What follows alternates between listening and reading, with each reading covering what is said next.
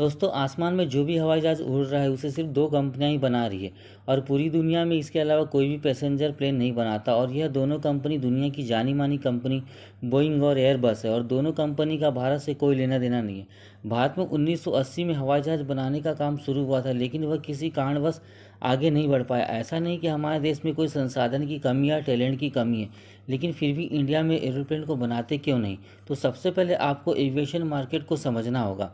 सन 1918 में बोइंग की शुरुआत अमेरिका में हुई थी। लकड़ी के व्यापारी ने अपने नाम एविएशन कंपनी खोली जिसका नाम बोइंग रखा और यह देखते ही देखते बहुत बड़ी कंपनी बन गई। और यह company military aircraft, fighter jet, transportation aircraft बनाती थी और इस कारण यह कंपनी का और सभी देश के गवर्नमेंट का रिश्ता और मजबूत हो गया और सभी देश की गवर्नमेंट इस कंपनी को खूब सपोर्ट करने लगी।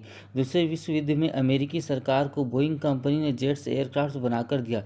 इस कारण सबको लगने लगा कि बोइंग कंपनी अमेरिकी सरकार चला रही है, क्योंकि पूरी दुनिया के एविएशन इंडस्ट्रीज में अमेरिका दखल अंदाजी करता था। इस चीज़ को खत्म करने के लिए दुनिया के बड़े देश आगे आए और उन्होंने एक कंपनी का निर्माण किया। जर्मनी, फ्रांस और यूके ने एक छोटी छोटी एविएशन कंपनी को मिलाकर एक बड़ी कंपनी और ताकतवर एविएशन कंपनी बनाई और उस कंपनी का नाम एयरबस रखा। और तब से ये दोनों कंपनियां एयरप्लेन बनाती है। इन दोनों कंपनी को सरकार की तरफ से ज़्यादा पैसे मिलते रहते हैं और इस कारण कोई भी कंपनी इन दोनों कंपनी के आगे नहीं टिक पाई, क्योंकि सारे एविएशन सेक्टर जरूरी राइट्स इन दोनों के पास थे।